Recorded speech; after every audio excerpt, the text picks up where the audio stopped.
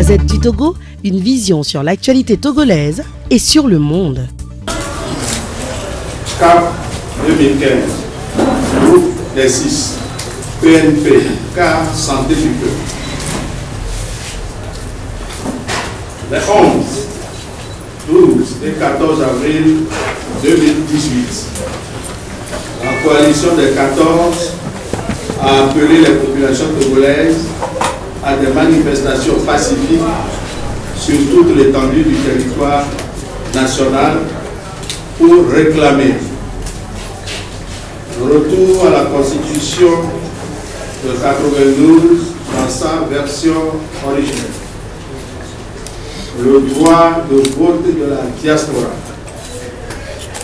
les réformes institutionnelles et du cadre électoral, la libération des prisonniers politiques et la levée des sièges des villes de Mango, Bafilo et Sokoli.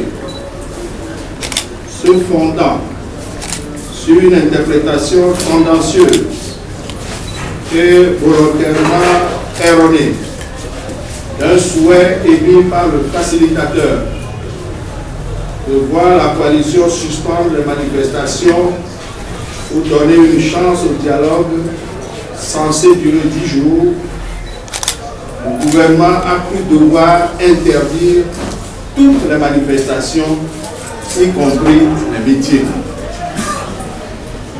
Ainsi, tôt le matin, les forces de défense et de sécurité, puissamment armées, ont envahi les lieux de rassemblement et occupé les différents carrefours de Lomé, pendant que les cars de police et de gendarmerie patrouillent dans les différents quartiers. Ce dispositif répressif est observé dans les autres localités du pays. En dépit de cette armada, les vaillantes populations du Togo, jalouses de leur liberté, ont amorcé les rassemblements pour manifester. Face à cette détermination du peuple, les forces de défense et de sécurité ont chargé avec une rare violence les manifestants. Ainsi, tout début de regroupement, même en dehors des lieux de rassemblement, est violemment réprimé, faisant souvent des victimes innocentes. Cette attitude des forces de défense et de sécurité n'a pas manqué de créer des incidents très graves à travers le pays sur lesquels il convient de revenir. À Sokole et Karatao, les populations, après avoir été dispersées à coups de gaz lacrymogène, ont été passées à tabac, occasionnant la mort d'un militant de l'ANC et de nombreux blessés. À ce triste tableau s'ajoute la destruction d'un monument historique traditionnel à Karatao. À Palimé, les populations de cette localité, mobilisées très tôt, ont été chargées violemment à coups de matraque, de tirs de gaz lacrymogène et de balles en caoutchouc. Cette répression a plutôt galvanisé, cette répression des forces de défense et de sécurité ont plutôt galvanisé les populations.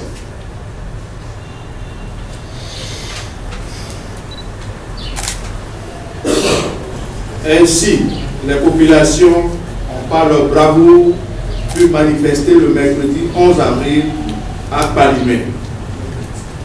Malheureusement, la nuit de ce mercredi à jeudi, Palimé a été le théâtre d'expéditions punitives jusque dans les domiciles de la part des forces de défense et de sécurité, organisant de nombreux blessés et de nombreuses arrestations, dont le secrétaire fédéral du PNP.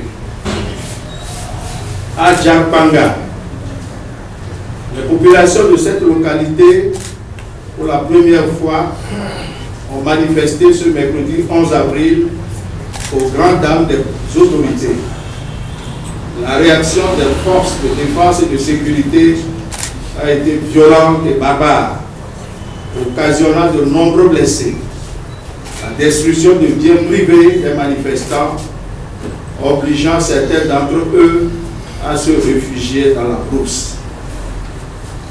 À Lomé, dès la matinée du mercredi 11 avril, la ville de Lomé présentait l'aspect d'une cité assiégée par nos propres forces de défense et de sécurité. Tout attroupement de quelque nature que ce soit était dispersé avec une rare violence. Les manifestants qui tentaient de se rassembler étaient dispersés à coups de gaz lacrymogène, de matraques et pourchassés par des véhicules militaires. Le comble était atteint.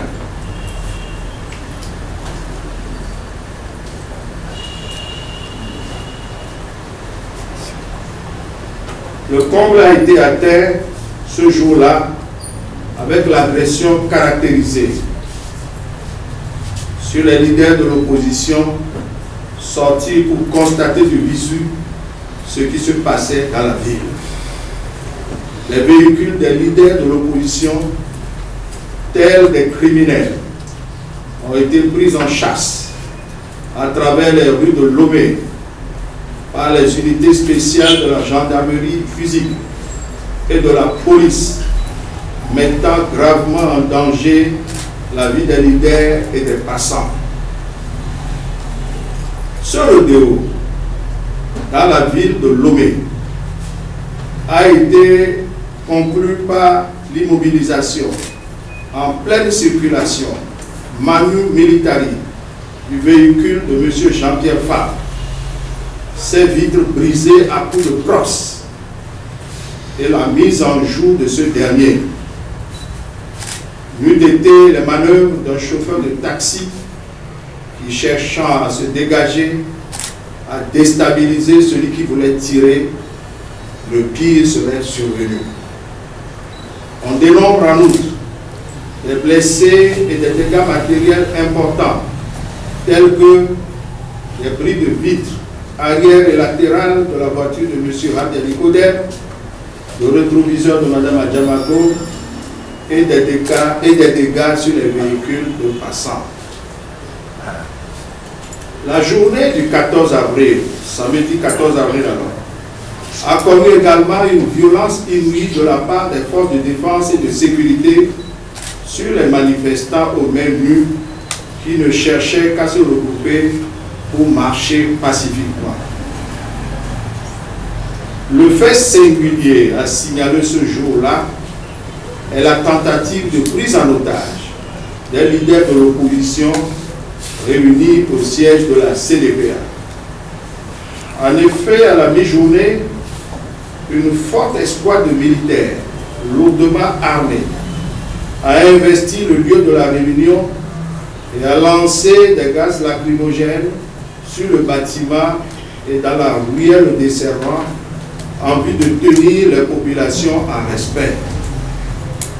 Les leaders de l'opposition n'ont eu la vie sauve que grâce à l'efficacité, le courage et la détermination des jeunes, des services d'ordre et des chauffeurs des leaders qui ont réussi à les exfiltrer. C'est le lieu de leur rendre un vibrant hommage. Au total, ces 3 jours de manifestation que le régime RPT uni a tenté d'étouffer dans l'œuf par la violence des forces de défense et de sécurité affichent un bilan lourd. 1 mort, 174 blessés, dont 92 dans un état grave, parmi lesquels des femmes et des enfants. 253 arrestations, dont 227 libérés à ce jour. Le reste, soit 26 personnes détenues à la prison civile de Lomé, et une personne à Palimé, le secrétaire fédéral du BNB. Des dégâts matériels importants sur les biens des populations. Nous nous inclinons devant la mémoire du défunt et exprimons notre sympathie aux blessés. Nous leur promettons que leur sacrifice ne sera pas vain. La coalition invite les populations à rester mobilisées et à être à l'écoute des prochains mots d'ordre. D'ores et déjà, une note d'information a été adressée au ministre de l'Administration territoriale pour les prochaines manifestations prévues pour la semaine prochaine. Merci beaucoup.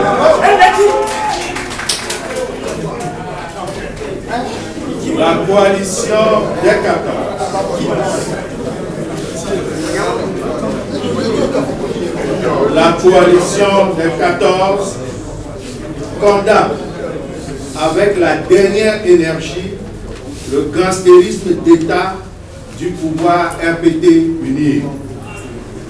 Le peuple togolais n'acceptera jamais de se voir dépossédé de son droit constitutionnel de manifester. Quelles que soient les contorsions du pouvoir, le Togo accouchera sa démocratie cette année 2018.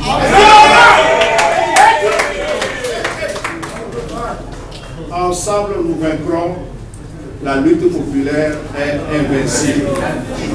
Faire lever le 18 avril 2018 pour la coalition des 14, la coordinatrice Brigitte Kafri Adjamago Johnson. Je vous remercie. Merci beaucoup. La Gazette du Togo, une vision sur l'actualité togolaise et sur le monde. Rejoignez-nous sur le www.lagazettedutogo.com ou sur nos comptes Facebook, Twitter et YouTube. Pour tout contact, écrivez à contact@lagazettedutogo.com ou appelez le 92 80 88 53. La Gazette du Togo, c'est l'information en continu.